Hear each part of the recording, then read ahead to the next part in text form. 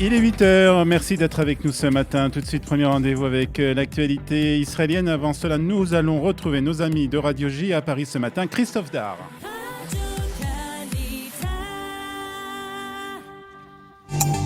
Et ce journal, c'est avec Olivier Granic ce matin. Bonjour Olivier, Israël est rentré depuis hier 17h dans son 3e confinement. Plus de 300 points de contrôle policier ont été mis en place à travers le pays, Olivier.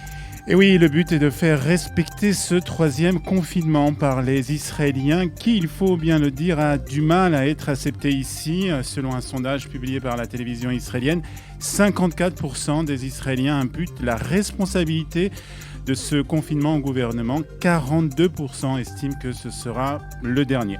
Toujours est-il que le taux de contamination reste important en Israël, entre 1,25 et 1,26%, qui est un taux important. Et c'est ce taux et ainsi que le taux de positivité que ce confinement est censé endiguer. Parallèlement, Olivier, la course à la vaccination de la population israélienne continue et de ce côté-là, les résultats sont plutôt encourageants.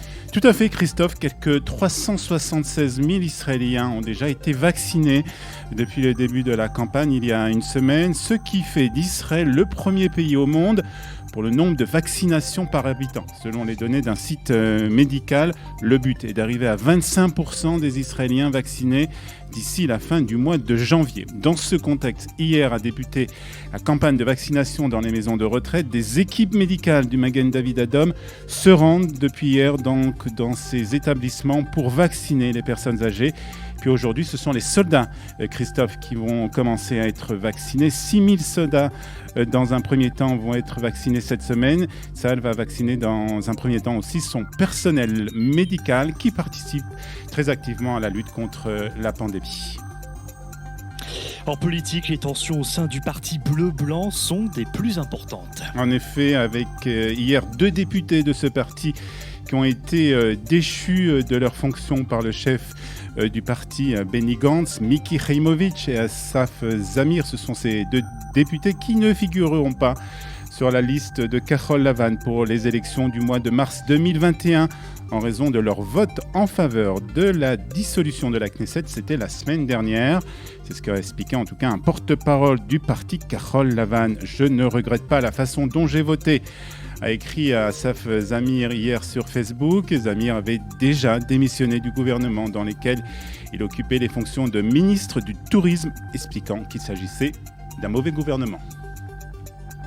Il est une nouvelle fois question des procès contre le Premier ministre israélien et les avocats de Benjamin Netanyahou ont demandé l'abandon des charges qui pèsent sur leurs clients. Et la raison invoquée, le procureur général Avichai Mendenblick n'a jamais autorisé d'enquête de police sur les affaires dans lesquelles est impliqué le Premier ministre. Un des avocats de Benjamin Netanyahou, Boaz Bensour, a fait remarquer qu'une enquête contre le Premier ministre ne peut être autorisée que par le procureur général, sans quoi une telle enquête serait selon lui une violation des lois fondamentales d'Israël. Les juges n'ont pour le moment pas réagi encore à ces arguments avancés par la défense du Premier ministre. Et puis on termine, Olivier, ce journal par un bon résultat pour l'économie israélienne. En effet, Israël est devenu en 2020 la 30e économie la plus forte du monde, selon un classement établi par un centre d'études économiques britannique. Israël gagne ainsi 3 places après avoir été classé donc 33e l'année dernière. Selon cet institut, Israël préviendrait à se hisser à la 29e place d'ici 2035. Le rapport relève que l'économie israélienne était gravement touchée par la crise du coronavirus et qu'en conséquence, le PIB du pays devrait chuter de 5,9% en 2020.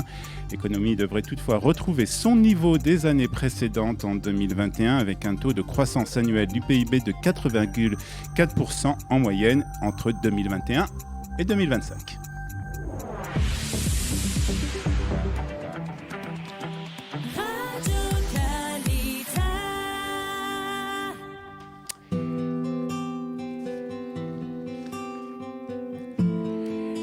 Et la météo israélienne de ce lundi 28 décembre, nous sommes le 13 du mois de Tevet. Le temps sera agréable aujourd'hui en Israël avec des températures normales pour la saison. Il fera 19 degrés à Haïfa, 20 à Ashkelon, 22 degrés à Tel Aviv, 15 degrés ici à Jérusalem et 24 degrés à Eilat.